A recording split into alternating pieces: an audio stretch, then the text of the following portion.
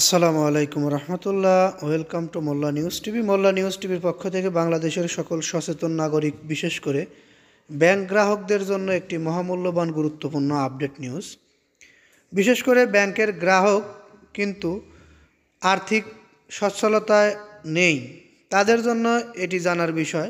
দেশের ব্যাংকের আমানতকারীদের 41%ই কোটিপতি।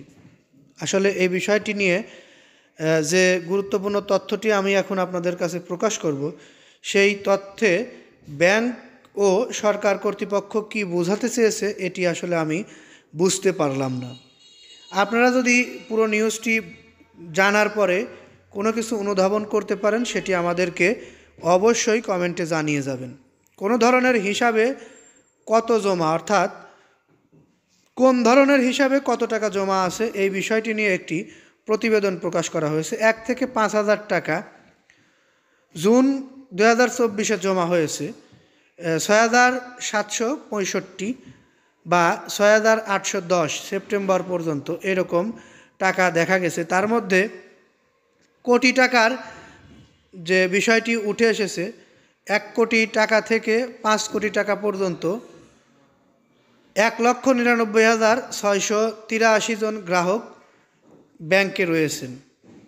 এটি একটি প্রতিবেদন। সেখান থেকে যে বিষয়গুলো উল্লেখ করা হয়েছে, দেশের সরকারি, বেসরকারি, বিদেশি ও ইসলামী ধারার ব্যাংকগুলোতে যত গ্রাহক আমানত রেখেছেন তাদের মধ্যে 41%ই কোটিপতি। ব্যাংকে কোটি টাকার বেশি জমা আছে এরকম হিসাবধারীর সংখ্যা 1,17,127 জন।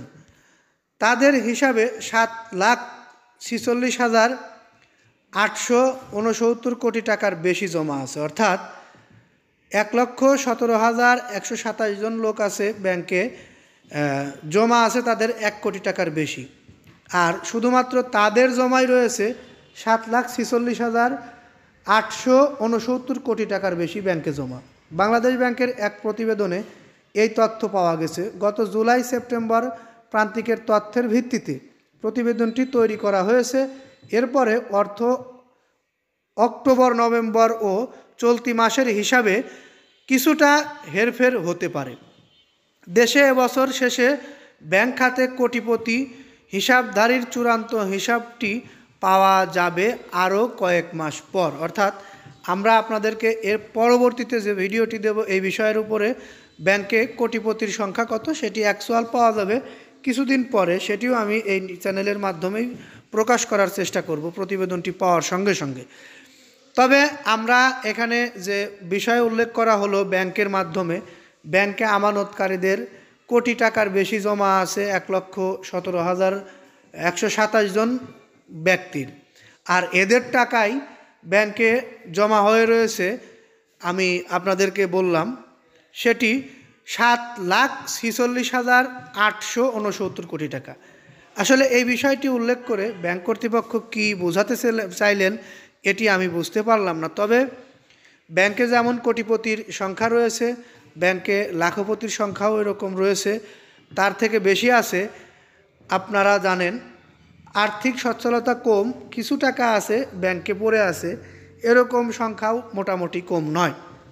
তবে ব্যাংকে কোটিপতির সংখ্যাটি আমরা যেটি দেখলাম বা যেটা পাইলাম এই নিউজের মাধ্যমে, এটি কিন্তু মোটামুটি খারাপ নয়।